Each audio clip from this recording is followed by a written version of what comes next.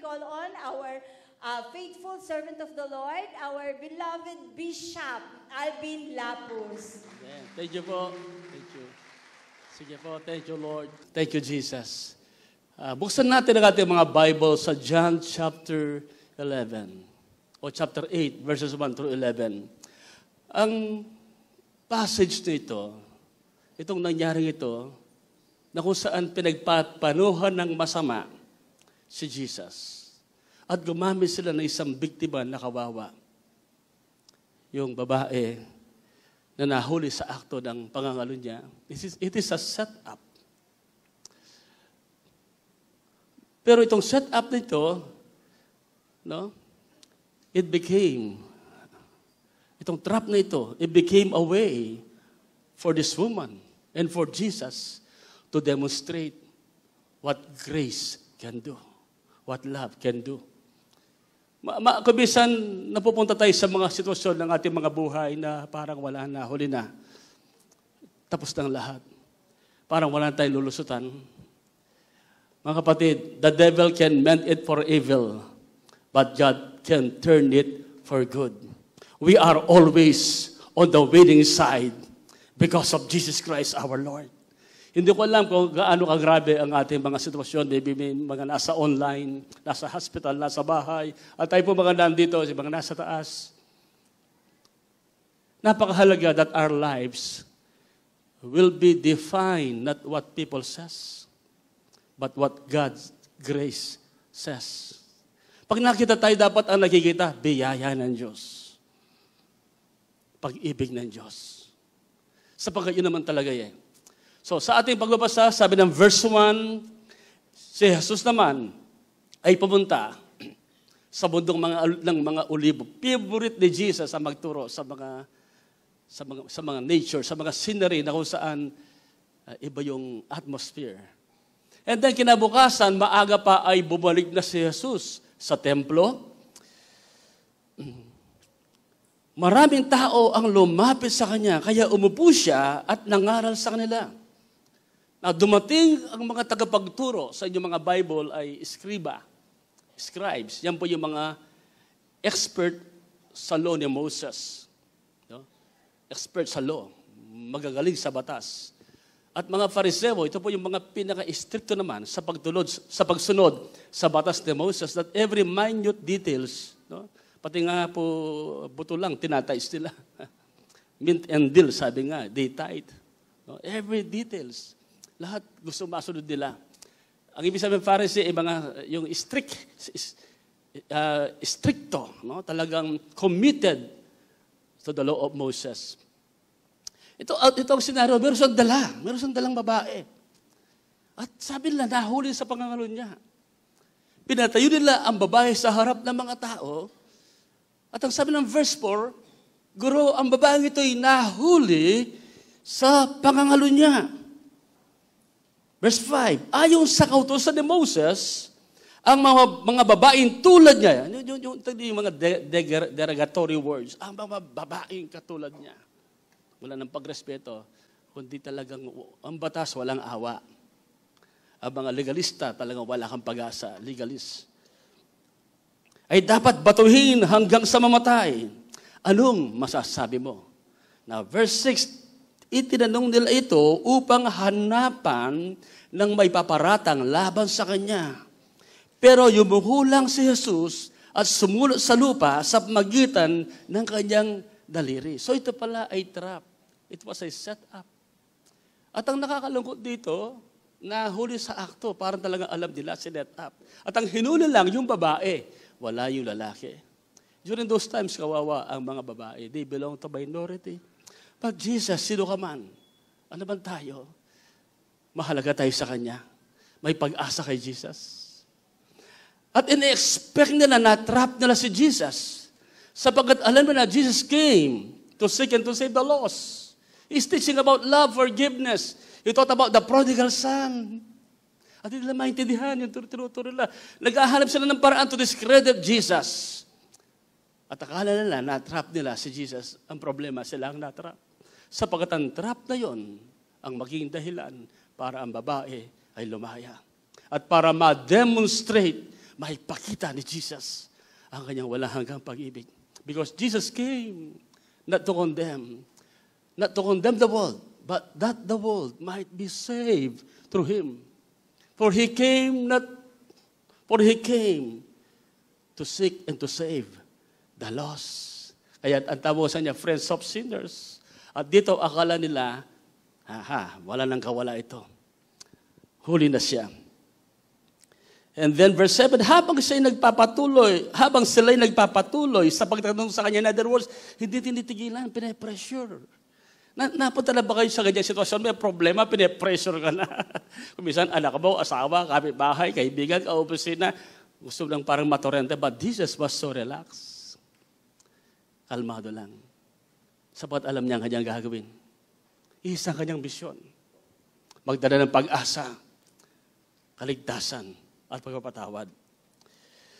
And then, sabi ng verse 7, sabi niyan, tumayo siya, sinabi sa kanila, itong sinabi niya, ang walang kasalanan sa inyo, ang siyang unang bumato sa kanya.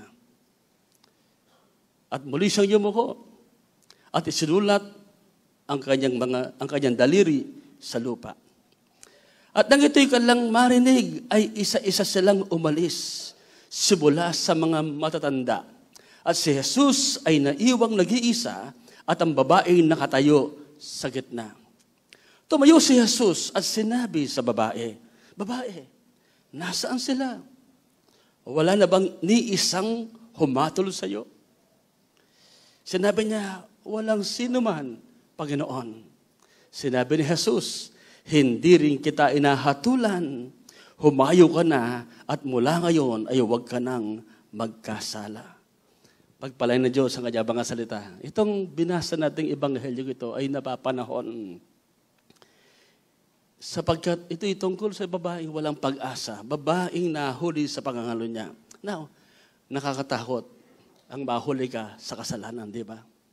Ayaw nating mapahiya. Pag ikaw ay nahuli sa kasalanan, parang katapusan na ng lahat.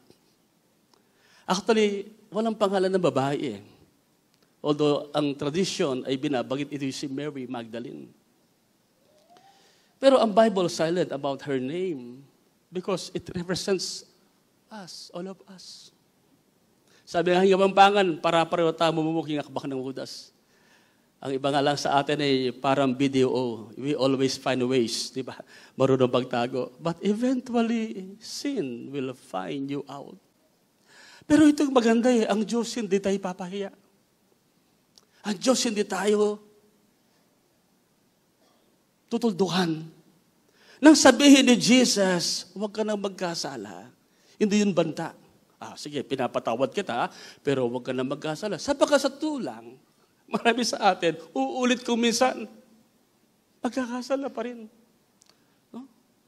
Pero yung word na yun, huwag ka nang magkasala, hindi yun banta, kundi yun ay words of empowerment, encouragement, na malaya ka na. Now, you are free to live a life from sin. Free ka na, malaya ka na mula sa kapangyarihan ng kasalanan. Mga kapatid, we can be free. Amen? We can be set free. Yeah. Now, this story illustrates to us what grace can do. It illustrates what grace can do.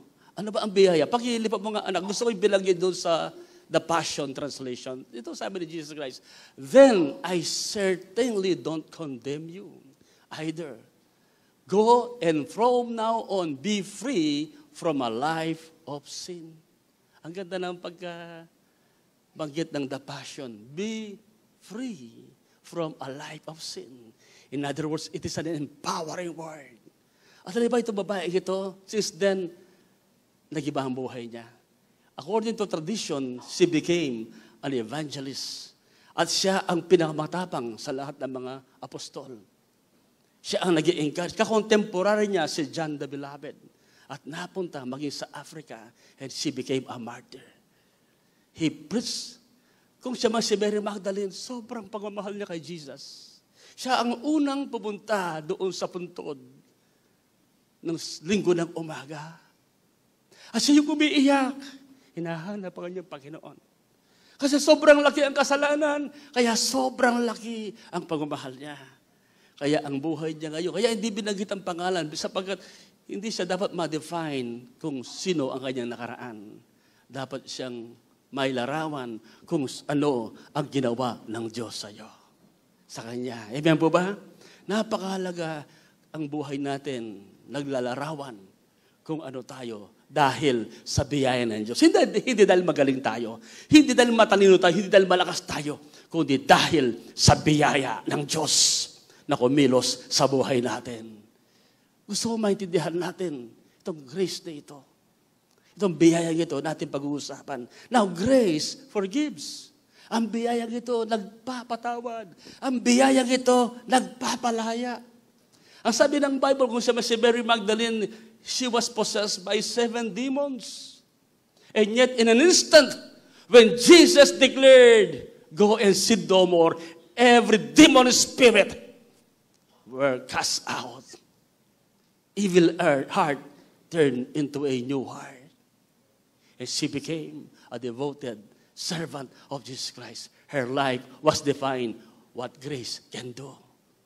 Kung anong pwedeng magawa ng biyaya ng Diyos. Kaya dapat pag tayo nagsasalamin, ang nakikita natin, grace to Lord. Amen? Pag tayo naglalakad, ang nakikita ng mga tao, biyaya ng Diyos. Isipin mo yung tao yun na bago, nakapagtataka. Isipin mo yung tao yun, hindi na adik. Anong nangyari? Grace. Because of Jesus Christ. Itong babaeng ito, talagang bakit siyang sinet up? Wala nang pag-asa eh. Ang mga nahuli sa panahon ni Moses, sa kalang panahon, during the Old Testament time, kakalad ka rin. Yung mga nahuli sa pangangalod niya. Wala kang pag-asa. No? Kakalad ka rin kang palabas ng lungsod. At babatuin ka ng mga elders. Lahat ng taong bayan. Hanggang sa mamatay. Wala nang future ang babae ito. But grace came. Hallelujah. Jesus came. Yung trap ay naging daan para siya lumaya. Nagkamali sila. Dinala nila ang babae sa biyaya. Dinala kay Jesus na puno ng biyaya, ng pag-asa, ng paraan kung paano ang taong makasalanan at nahatulan na ay pwedeng lumaya. Grace. Siguro hindi natin inabot yung kalagayan ng babae. Sentensyado na dapat ng kamatayan. Maaari hindi tayo ganoon. But still, lahat tayo. For all have sinned and fall short of God's standard, of God's glory. At ang standard ay si Jesus. Hindi ang reliyon, hindi ang tao, but the holiness and the glory of God. Ang biyaya nagbibigay ng bagong buhay. Ang biyaya, nagbibigay ng kakayahan para tayo makalakad sa kalooban ng Panginoon. Bagong buhay, bagong puso kay Kristo. Kaya sabi niya, neither do I condemn you. Go and sin no more. Nagkabali sila. Dinala sa kaligtasan ang babae.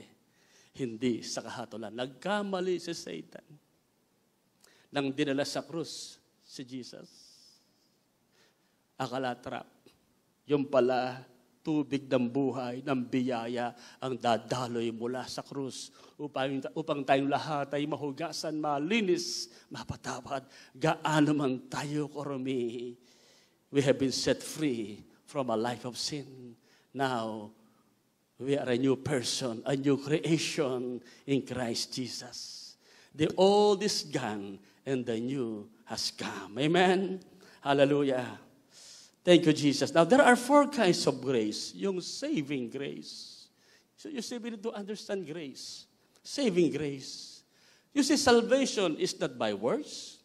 Salvation is by grace and not plus work. Salvation is by grace alone. Pag sinabing grace, unmerited favor. Ang sabi nga sa Efeso 2, dahil sa biyaya ng Diyos, naligtas kayo nang sumampalataya kayo kay Kristo. Hindi dahil may ginawa tayo, kundi sumampalataya tayo. Kaloob ito ng Diyos at hindi galing sa inyo. Maraming iba sasabihin, ganoon po ba kadali ang kaligtasan? Napakasimple naman. Ito mga born again ito, napakasimple ng kaligtasan. Tanggapin mo lang daw si Jesus, mariligtas ka na. Actually, sa atin, madali na lang talaga ang kaligtasan. Kasi yung pinakamahirap, ginawa ni Jesus. Hindi madaling mapako sa krus. Actually, hindi naman talaga libre ang kasalanan. Binibigay lang sa atin ng Diyos na libre ang kaligtasan.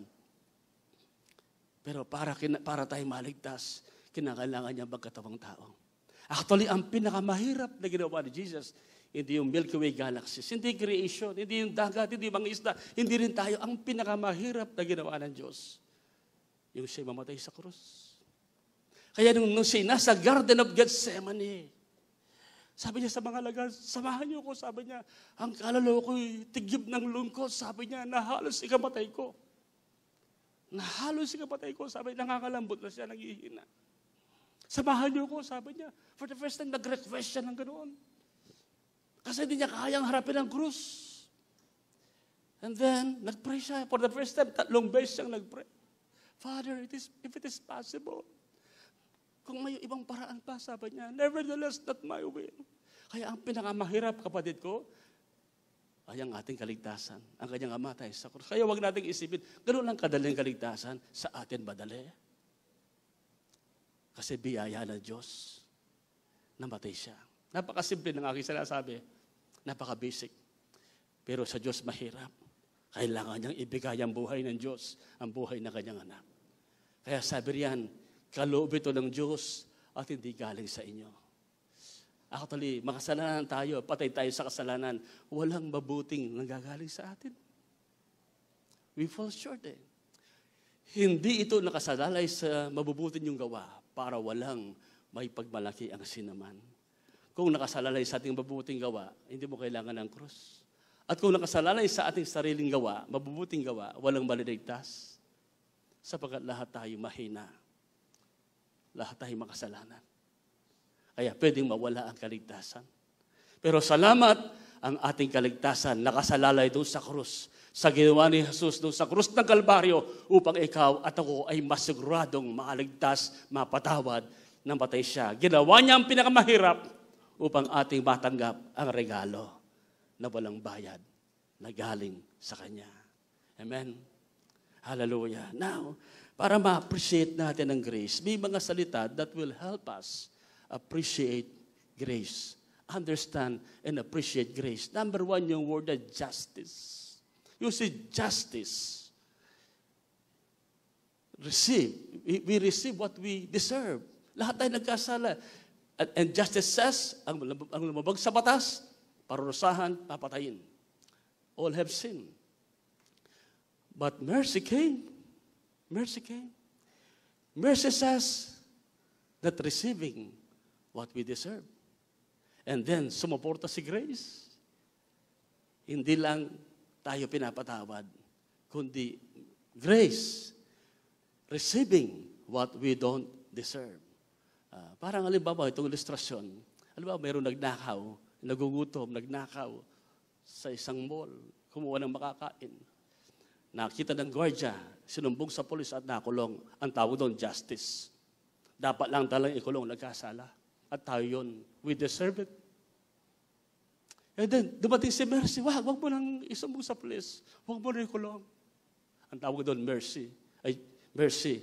Yung dapat na parusa, wag nang ginawa. Pero dahil sobrang mahal tayo na God, hindi lang mercy binigay, kundi grace. Sabi niya, yung ninakaw niya, wag mo nang ipakulong, wag mo nang dalhin sa hukuman. Yung kanyang ninakaw, ibigay na lang na libre. Wag ibabayad. And then, bigyan pa ng coke at ng ice cream.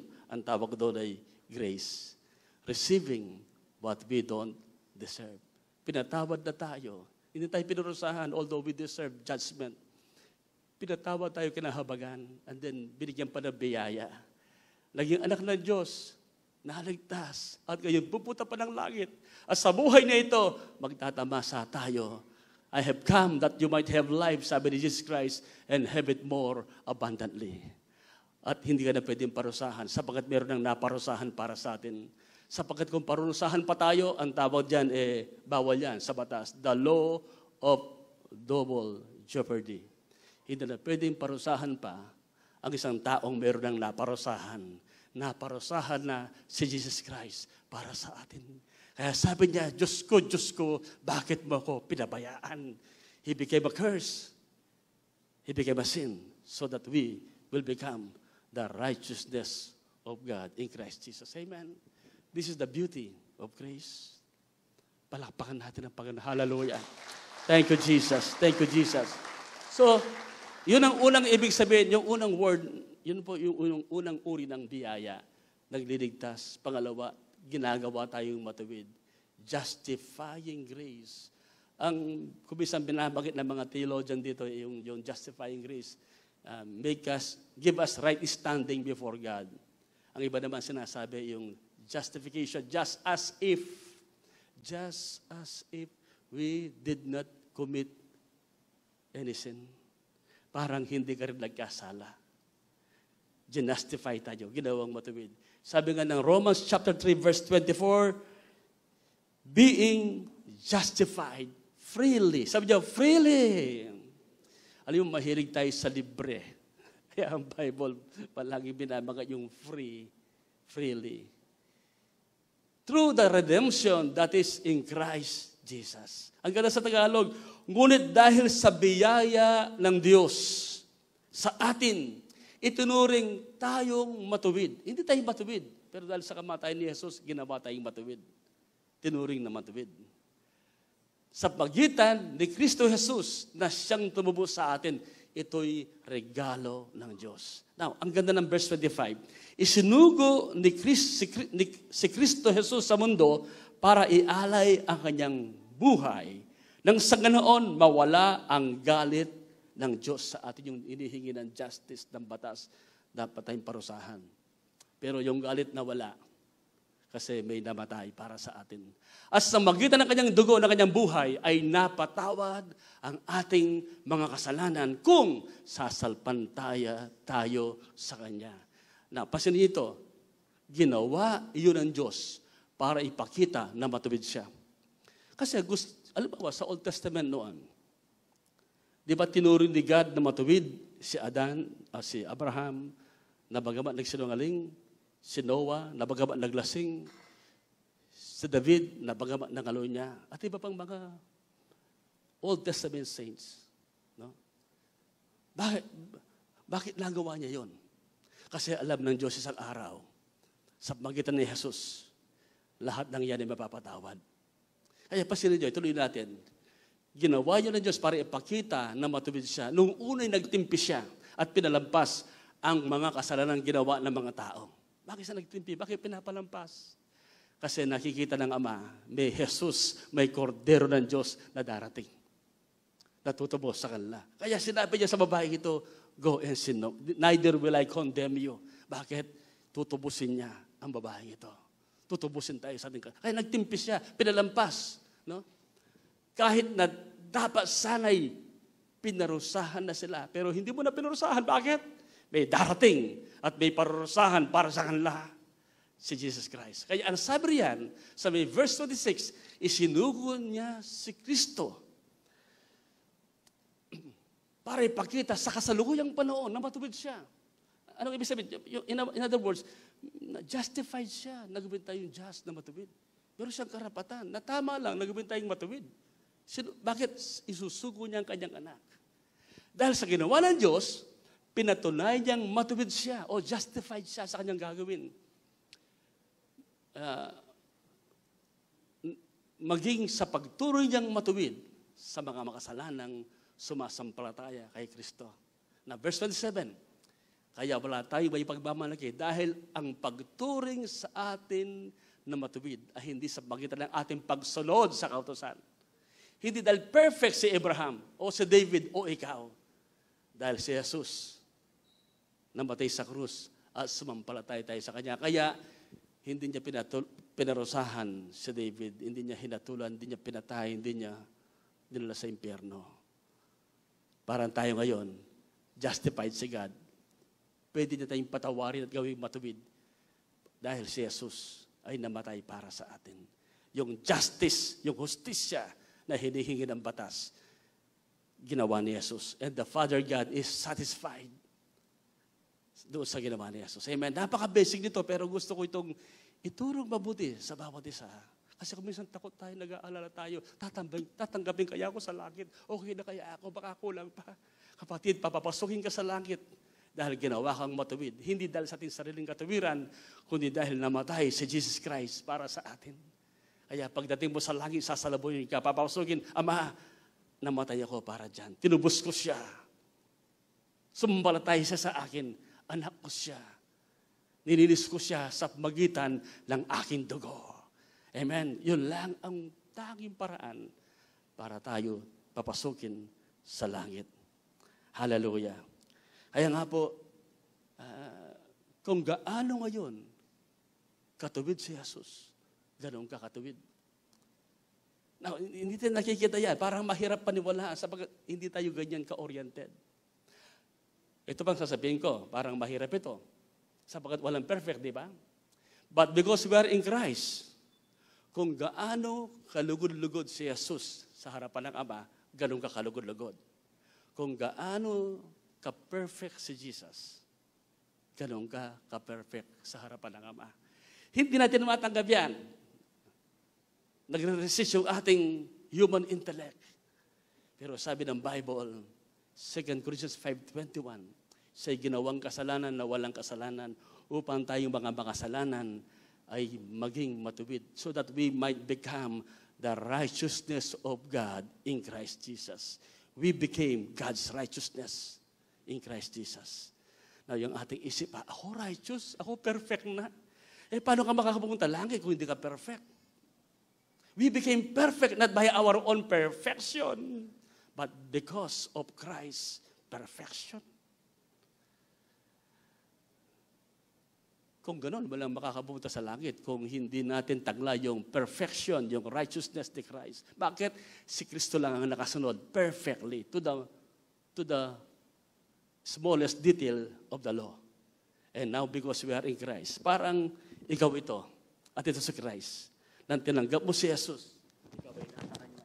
Kaya kung ano ang kinunoroon ni Jesus, kung ano ang Kanyang mararating, iyo ring mararating. Kung ano ang kalagayan mo, yun din ang kalagayan mo. Amen? Kung gaano si Jesus ay katanggap-tanggap sa Ama, ganun ka rin katanggap-tanggap sa Ama, sapagat ikaw ay na kay Kristo. Woo! Yun po yung salvation. Yun po yung kaligtasan. Hindi dahil nasa reliyon ka, hindi dahil sa ating mga sarili, dahil tayo ay na kay Jesus. He's the head and we are His body. Balik na rin natin. Halimbawa, tatanungin ko kayo, ito si Jesus. Palagay niyo kaya si Jesus righteous? Righteous ba si Jesus? Perfect ba siya? Siya ba'y kalugod-lugod sa Ama? Siyempre naman, di ba? Na madaling paniwalaan yun kasi inihiwalay mo ang sarili mo kay Jesus.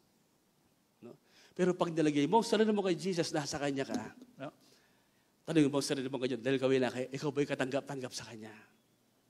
Ikaw ba'y kalugod-lugod sa Kanya? Ikaw ba'y batuwid? Ikaw ba'y banal? At ikaw ba'y perfect? Sa ngayon, hindi tayo perfect sa ating sarili. Pero naging perfect tayo because He is the author and the finisher of our faith. The perfecter of our faith. We are in Christ. Grace justifies us. Ginagawa kang matuwid. Paano yung nakaraan ko? Kaya nga, do not allow your past define who you are. Let grace define who you are. If any man be in Christ, is a new creation. Hallelujah. Amen? Ang tinanggap natin, Jesus, hindi yung Jesus na patay. Kung ano na kay Jesus, nasa atin din. Hindi tayo Diyos. Pero yung kanyang holiness, tinanggap natin. Perfect ba ang holiness ni Jesus Christ? Yung kanyang righteousness, yung kanyang goodness, yung kanyang joy, yung kanyang faithfulness, yung kanyang love. Lahat ng mabuting nasa Kanya, nang atin tanggapin si Jesus, ay atin ding tinanggap.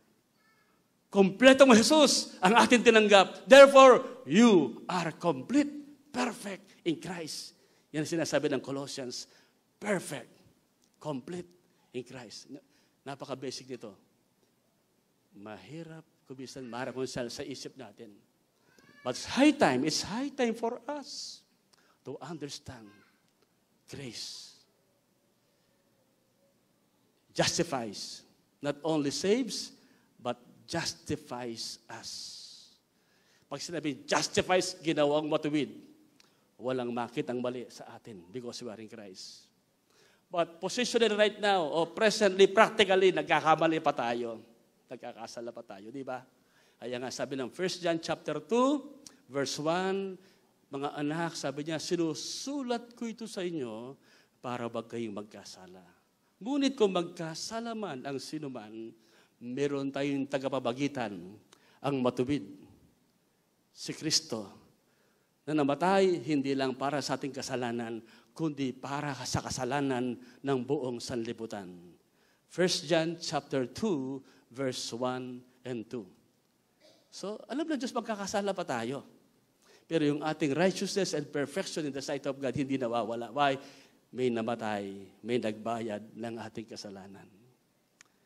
Amen. 1 John 2:12, I read this thing unto you, sabi niya, so that you may know that your sins are forgiven for His name's sake. Sinusunod sa inyo mga anak, sabi niya, para malaman ninyo na ang inyong mga kasalanan ay pinatawad na alang-alang sa Kanyang pangalan. Alang-alang kay Jesus. Hindi pa sa ating sarili, kundi alang-alang kay Jesus, alang-alang sa krus, alang-alang sa Kanyang pagmamahal, alang-alang sa Kanyang ginawa. Pinatawad tayo lahat. Forgiven. Past tense. Pag forgiven ka, made righteous, walang kulang sa iyo. Kaya nasabi ni Jesus Christ sa krus, it is finished. Tatalastay, it is finished. Wala nang dapat dagdagan pa. Kompleto ang ating kaligtasan. Pangatlo. Sanctifying grace. Ito ang maganda yan. Grace not only saves, not only justifies, but sanctifies. Yung word na sanctify, binabalal tayong patuloy. Balal na tayo, positionally, but practically, no? Sa buhay natin ngayon, nababago tayo. Tinuturoan tayo ng biyaya na sumunod. Di ba? May nangyayari sa buhay natin. Iyan ang totoong grace. Patuloy tayong binabago, nililinis, pinapapabadal, hanggang maging kawangis tayo ni Jesus. Sabi nga sa Titus chapter 2, verse 11 and 12, sabi riyan, sapagkat ang biyaya ng Diyos na nagbibigay ng kaligtasan ay inihayag na sa lahat ng tao. At sino nahayag na yan? Si Jesus Christ.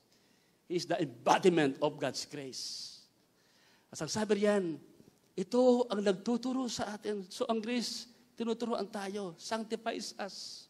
Natalikuran ang kasamaan at makamundong pagnanasa.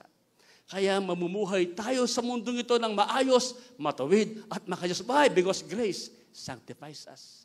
Grace teaches us to live a holy life. Hallelujah. At pang-apat, enabling grace. Grace enables us, empowers us to become what we ought to be. Ginagawa tayong kawangis ni Kristo. Sabi nga ni Paul, si Paul dumaan ng maraming pagsubok. Meron siyang prayer na maalis sa kanyang mga dinadaanan, na kanyang kahirapan, ang kanyang thorn in the flesh. Now, sa halip na tanggalin yon, ito ang revelation ng God sa kanya. Sabi sa 2 Corinthians chapter 12, verse 9, ang sabi doon, ngunit sinabi ng Diyos sa akin concerning His prayer. He prayed 3 times. No, 3 beses, pero ang sagot ng Diyos sa kanya, sapat na sa iyo ang aking biyaya. You see, this is amazing. Ang hirap ng sitwasyon ni Paul. Kulang siya ng suporta, may nararamdaman pa sa katawan. Inuusig siya, sinisiraan. Dinidiscredit. Pero sa kabila po noon, lalo siyang ginamit ni God. Bakit? Nag-manifest ang grace ni God. And God's grace enabled Paul to live as if na wala siyang infirmity. Na para wala siyang kahinaan. Although mahina siya. Pero nabuhay siyang malakas. Hindi dahil talagang malakas siya. Hindi dahil malusog siya. Kundi dahil ang biyaya ng Diyos. Kaya sabi niya, dahil ang kapangyarihan ko'y nakikita sa iyong kahinaan. Kaya bunggala kung ipagmamalaki ang aking mga kahinahan. Tayo tinatago natin, kinakahiya natin. Pero si Paul, pinagmamalaki niya. Na yung weakness dyan ni Paul, hindi wickedness, kundi yung sinabi mo, maaring infirmity in the flesh that gives him discomfort. May nagsasabi, sabi ni Chuck Swindoll, si Pablo daw ay malaking ilong at bald. at hindi siya ganun kagandang lalaki. So, at hindi lang yun, hindi siya kinikilala ng ibang mga apostol. He was being discredited. And many churches do not support him. Kaya tingnan niyo yung mga salita ni Paul. Di ba? Parang inaapi siya. Pero sa kabila noon, nabuhay siyang parang walang kahinaan. Nakapag-build na maraming churches. Humarap sa mga emperador, sa mga governor, bumahago ng bansa. Nadala hanggang sa Roma ang mabuting balita. Kaya sabi niya, buong galak kong ipagmamalaki ang aking mga kahinaan nang sa ganon, ang lagi kong maranasan ay ang kapangyarihan ni Kristo. Tayo ayaw nating maging mahina. Gusto natin super ganda, super lakas, super talino. Wala nang masama riyan. Pero kung minsan tayo nagdidepende. Pero iba yung magdepende ka sa biyaya ng Diyos. Na pwedeng makagawa ng higit pa sa pwedeng madala ng ating ganda, ng ating galing, ng ating talino. Hindi masama yan.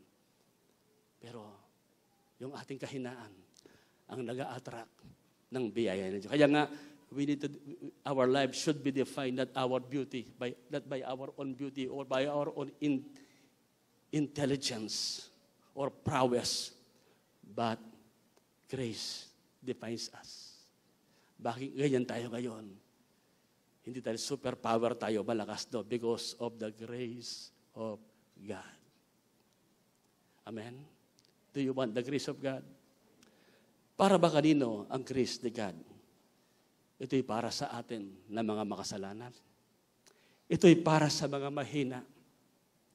At ito'y para sa mga mapagpakumbaba. Now, how to receive God's grace? Humble yourself. The only way is down. The only way to up is down. Ang tanging paraan para makakyat ay bumaba. At ang tanging paraan para maranasan ng biyaya ay magpakumbaba. Ang ganda ng pagkasabi sa The Passion, pag ilagay mo nga anak, isa pa anak. Sabi riyan, kasi ang James, ang konteksto nito, is about loving the world, about selfish life, about being an enemy of God when we became a friend of God. And then sabi sa may verse 5, the spirit that lives in us is yung nananaghili siya, jealousy, is jealous. Kaya ang Christian parang mahina siya, parang walang magagawa. Kaya ang pagkasabi yan, you may think that the situation is hopeless. Na parang, paano pa ako magpapago? Paano pa ako lalaya? Paano ko mamamahalin ng Diyos? At nagbigay siya ng solusyon. Humble yourself. Because when we humble ourselves, grace will be attracted. Kaya, itong babae ito, hopeless ang kanyang situation. Hopeless. Walang pupuntahan. Pero dinala siya sa grace. At Jesus Christ, pinalaya siya. Kaya mga kapatid, sabi niya, but God. In other words, when it seems not everything is not working good, grace will be poured out. Grace will be given. But God gives us more grace when we turn away from our own interests. That's why Scripture says, God opposes the proud, but He pours out grace on the humble. Alam po, daling sabihin ng humble, pero mahirap maging humble. Meron nga pong isang bata tumanggap ng Humility Award. Nang pinasuot na po yung medal, agad ding umalis. Inalis yung medal. Kasi po, hindi na siya humble. Kaya inalis na. Tayo po mga Kapampangan, ay hirapan tayo dyan. Kasi po tayong mga Kapampangan, ang atin lang talaga may pagmamalaki, yung ating pagiging mapagpakumbaba. Di po ba? Kaya nahihirapan tayong maging humble. So,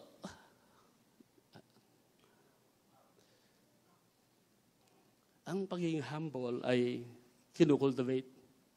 It's a command. Why God opposes the proud? Because the proud opposes God. So, anong ating gagawin to be humble? Submit. Yeah. Huwag lang nakikibo like this woman. Hinahatulan ka. Totoo naman eh. Tanggapin mo. Pero nandun si Jesus Christ. Wala bang humatol sa'yo? Wala po. Hindi rin kita hahatulan. Bisa kasi kung sino ang nagkasala, sila pang ma-pride. Di ba ba? Kung sino ang lolo ko, sila pang matapang. At kung sino yung nangutang, siya pa ang galit. Sandali, napunta tayo dyan. Grace. Okay.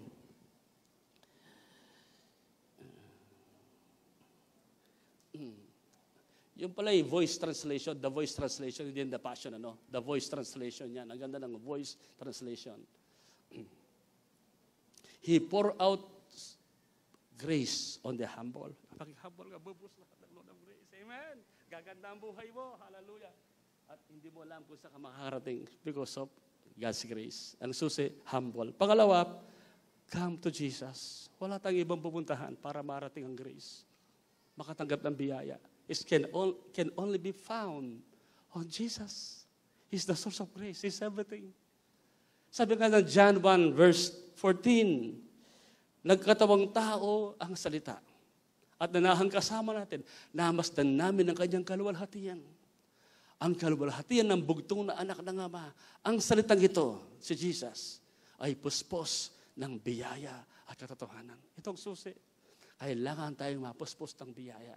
And that can only be possible if we will come to Jesus. At ang sabi ng verse 16, mula sa kanyang kapuspusan ay tumanggap tayong lahat ng abot-abot na biyaya. Sobra-sobrang biyaya. Kaya ang biyaya hindi nauubos. Hindi magkukulang ang biyaya ng Diyos. Yung kanyang loving kindness. Yung kanyang unconditional love. Verse 17, ito ay sapagkat ang kautusan ay binigay sa pagitan ni Moses. Ang biyaya at ang katotohanan ay dumating sa pagitan ni Jesucristo. Ano bang ginagawa ng kautusan? The law reminds us of our weakness, of our being a lawbreaker. And the law will help us. The law is good. It helps us to realize that we need a Savior, that we need Jesus. Every time na nabe-break ka ng law, Diyos ko, patawarin mo ako, I deserve judgment. But the law tells you, come to Jesus. Come to Jesus. Yan ang purpose ng law, para tayo lumapit sa Panginoong Yesus. Kaya nga po sabi ng Hebrews chapter 4, verse 14, kaya panghawakan nating mabuti ang pinapaniwalaan natin. Dahil meron tayong dakilang punong saserdote o pare na pumasok sa kalangitan na walang iba kundi si Jesus na anak ng Diyos. Nadarama rin ng ating punong pare ang lahat ng kahinaan natin. Ito ang maganda eh. Randam niya tayo. Kung minsan di mo siya nararamdaman pero nararamdaman, nakikita ka niya. Tinuksuro siya pero hindi nagkasala. Nung ikaw ay malungkot, nag-iisa ka mukha ng babaeng yun, nandun si Jesus. Sa iyong pag-iisa, nandun si Jesus. Nang parang iniwan ka na ng lahat, naintindihan ka niya. Kasama mo siya. Nadarama rin ng ating punong pare ang lahat ng ating kahinahan. This is grace. Dahil naranasan din niya ang lahat ng pagsubok na dumating sa atin, pero hindi siya nagkasala. Hindi galit ang Diyos sa iyo. Bumagsak ka sa kasalanan, kamukha ng babaeng ito. Neither will I condemn you. Let grace define who you are. Saved by grace. Justified by grace. Sanctified by grace. Amen. Grace tells us that we are beloved by God. God's masterpiece. Seated with Christ in the heavenly, highly favored. Amen. A child of God forever. Yan ang sinasabi ng grace. No condemnation, but you are accepted in Christ. Kaya sabi sa verse 16, ito yung encouragement sa atin. Sabi niya, kaya't huwag tayong magatubiling lumapit sa trono ng maawaing Diyos. Verse 16. Hindi sinabing galit na Diyos. Hindi sinabing makatarong ang Diyos. Ang ginamit na salita, merciful God. Para matanggap natin ang awa at biyayang makakatulong sa atin sa panahon ng pangangailangan. Come to Jesus. Nandun ang grace. Alam niya ang ating dinadaanan. dinala, inuulit ko, yung mga Pharisee, mga scribe, dinala yung babae para itrap si Jesus.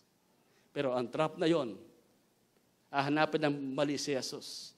Pero yung trap na yon, ang naging dahilan para makita ang biyaya ng Diyos. Neither do I condemn you.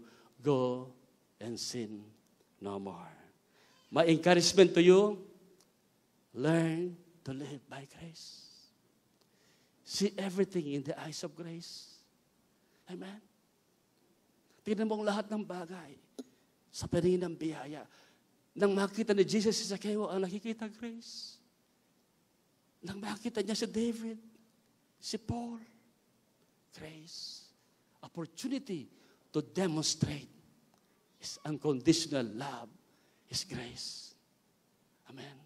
Learn to live by grace. Let go of your past. Tapos na yan. Ano kaya yung kung si Mary Magdalene man yun, dala pa ang nakaraan? No, hindi na. Ang nag-define ng kanyang future ay grace.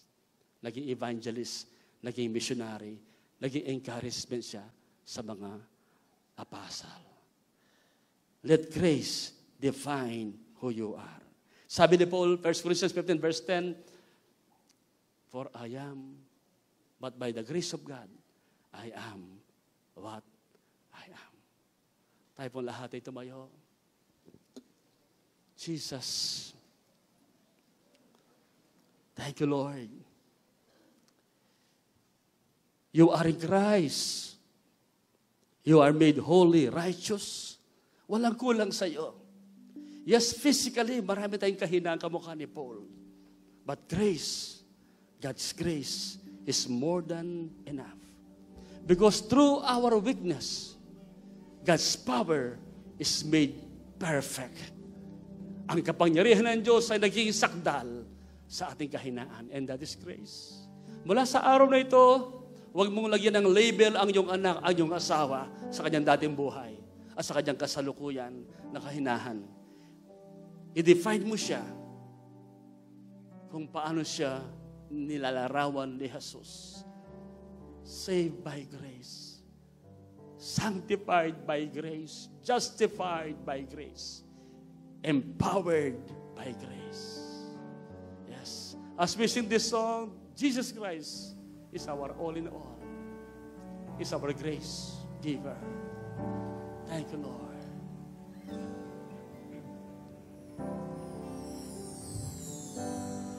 You are my strength when I am weak. You are the treasure that I seek. You are my all in all. Bless my Jesus. And seeking you as a precious jewel, Lord, to give up, I'd be a fool. You are my all in all. Jesus, Lamb of God, worthy is your name. Jesus, Lamb of God, worthy is your name. Thank you, Lord. Thank you, Jesus. Taking my sin, my cross, my shame, rising again, bless your name. You are my all in all. When I fall down, you pick me up. When I am dry, you fill my cup. You are my all in all. Singing Jesus, Lamb of God, worthy is your name.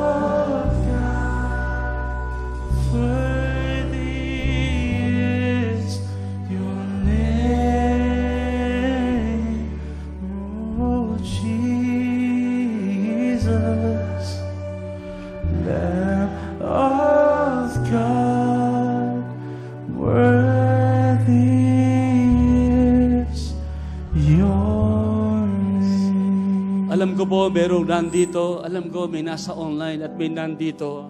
Alam mo, may doubt ka pa sa sarili mo. Na feeling mo parang hindi ka pa safe.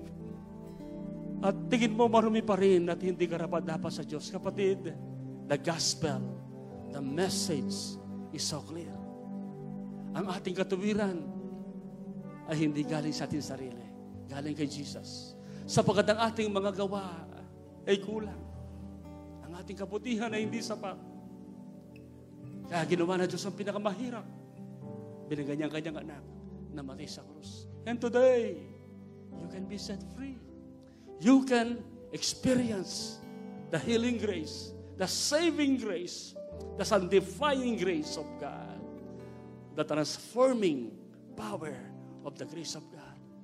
If you come to Jesus, humble yourself, come to Jesus, everything will change.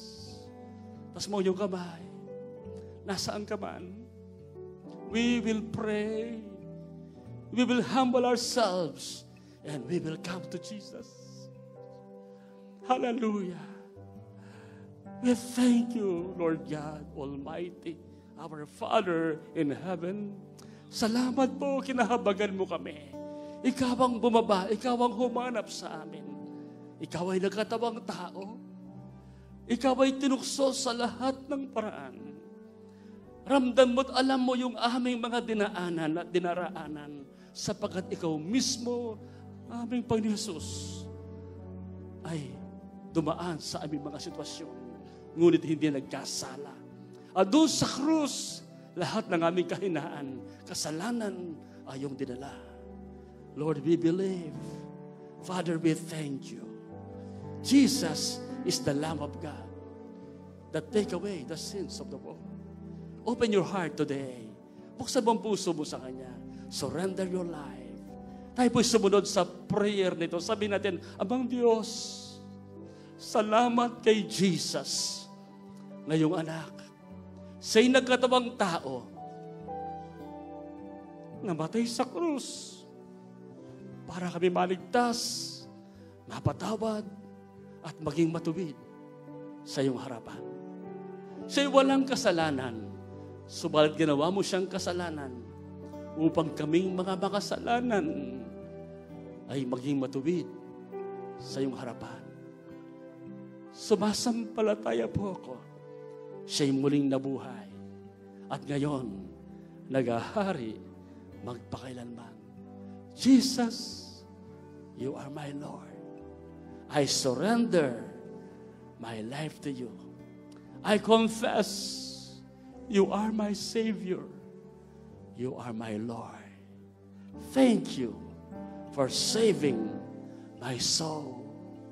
Thank you for giving me, granting me a brand new life. Salamat po sa kalayaan. Salamat sa bagong buhay. Sa pangalan ni Jesus, itong aming panalangin. Amen. Sing that song, Jesus, Lamb of God. Hallelujah. Oh, Jesus, worthy, worthy, worthy. Hallelujah. Worthy is your name, Jesus, Lamb of God. Worthy is your name, Jesus, Lamb of God. Worthy is your name, Lord Jesus, Lamb of God. Worthy is your name, worthy is your name. Worthy is your name. Yes, Lord God. Father, we thank you because of Jesus Christ, our Lord. We have been set free, made holy, made righteous, no more in condemnation. Salamat po, dinadalan ko yung mga anak, pati yung mga nasa online, na mga may karamdaman. Dinadalan ko umayos anumang hindi normal sa kanilang katawan.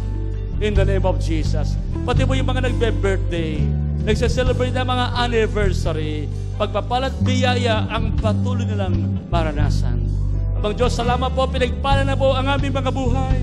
Bawat tubig na aming iinumin, mga pagkain na aming kakainin, maging kalusugan, kagalingan, at gamot sa aming lupang katawan. We thank you today, Lord God, and we are declaring that this week will be one of the best weeks of our lives. We declare that Jesus Christ, the Son of the living God, is Lord over our nation, over the world, and over our family. We thank you and we glorify you. Dismiss us with your blessing. In Jesus' name we pray. Amen and amen. God bless po. Shalom. Love you po. Thank you.